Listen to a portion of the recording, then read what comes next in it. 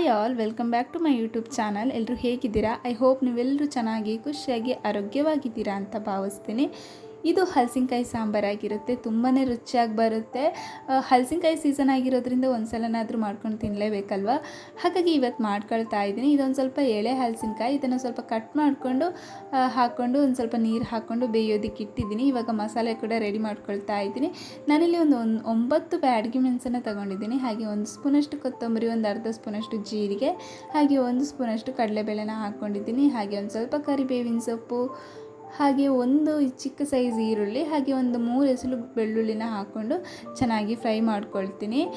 ಇದಾದಮೇಲೆ ನಾನು ಒಂದು ಅರ್ಧ ಗಡಿಯಷ್ಟು ತೆಂಗಿನಕಾಯಿ ತುರಿದು ಕೂಡ ಹಾಕ್ಕೊಳ್ತಾ ಇದ್ದೀನಿ. ಇದೊಂದು ಸ್ವಲ್ಪ ಫ್ಲೇಮನ್ನು ಆಫ್ ಮಾಡಿಬಿಟ್ಟು ಹಾಕ್ಕೊಳ್ತಾ ಇದ್ದೀನಿ, ಫ್ರೈ ಮಾಡ್ಕೊಳ್ತಾ ಇದ್ದೀನಿ. ಹಾಗೆ ಒಂದು ಸ್ವಲ್ಪ ಹುಣಸೆ ಹುಳಿ ಕೂಡ ತೊಗೊಂಡಿದ್ದೀನಿ. ಇದನ್ನೊಂದು ಸ್ವಲ್ಪ ಚೆನ್ನಾಗಿ ಫ್ರೈ ಮಾಡ್ಕೊಂಡಾದಮೇಲೆ ಒಂದು ಸ್ವಲ್ಪ ತಣ್ಣಗಾಗೋದಕ್ಕಿಟ್ಟು ಇದನ್ನು ಮಿಕ್ಸರ್ ಜಾರ್ಗೆ ಹಾಕ್ಕೊಂಡು ರುಬ್ಕೊಂಡ್ರೆ ಆಯಿತು ಅಷ್ಟೇ. ಅಷ್ಟರಲ್ಲಿ ನಾವು ಬೇಯೋದಕ್ಕಿಟ್ಟಿರುವಂತಹ ಹಲಸಿನಕಾಯಿ ಕೂಡ ಚೆನ್ನಾಗಿ ಸಾಫ್ಟ್ ಆಗುತ್ತೆ.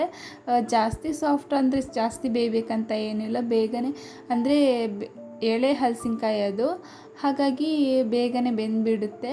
ಇಲ್ಲಿ ನೀವು ನೋಡ್ತಿರ್ಬೋದು ಕಲರ್ ಕೂಡ ಚೇಂಜ್ ಆಗಿದೆ, ಚೆನ್ನಾಗಿ ಬೆಂದಿದೆ.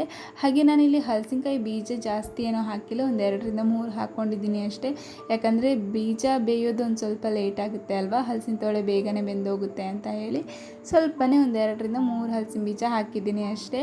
ಹಾಗೆ ಇದಕ್ಕೊಂದು ಸ್ವಲ್ಪ ಉಪ್ಪನ್ನು ಹಾಕ್ಕೊಂಡು ಚೆನ್ನಾಗಿ ಮಿಕ್ಸ್ ಮಾಡ್ಕೊಳ್ತಾ ಇದ್ದೀನಿ. ಹಾಗೆ ಇವಾಗ ರುಬ್ಬಿರುವಂತಹ ಮಸಾಲೆನ ಹಾಕ್ಕೊಂಡು ಚೆನ್ನಾಗಿ ಒಂದು ಸ್ವಲ್ಪ ನೀರು ಹಾಕ್ಕೊಂಡು ಮಿಕ್ಸ್ ಮಾಡಿಕೊಂಡು ಕುದಿಸ್ಕೊಂಡ್ರೆ ಆಯಿತು ಅಷ್ಟೇ. ತುಂಬ ಬೇಗನೆ ಆಗೋಗಿಬಿಡುತ್ತೆ.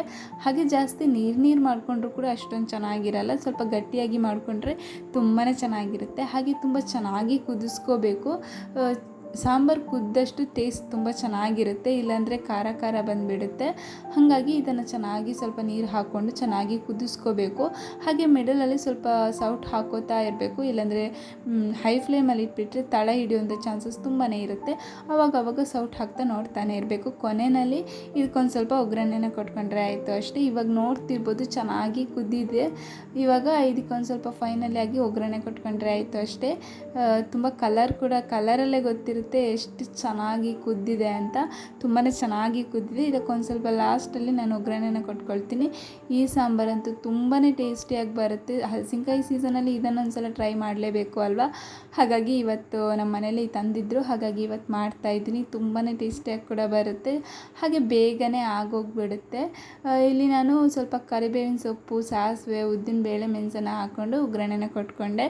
ಇದಕ್ಕೆ ನೀವು ಬೆಳ್ಳುಳ್ಳಿ ಕೂಡ ಜಜ್ಜಿಬಿಟ್ಟು ಹಾಕ್ಕೊಂಡು ಒಗ್ಗರಣೆ ಕೊಟ್ಕೊಳ್ಬೋದು, ಅದು ಇನ್ನೂ ಟೇಸ್ಟಿಯಾಗಿ ಬರುತ್ತೆ.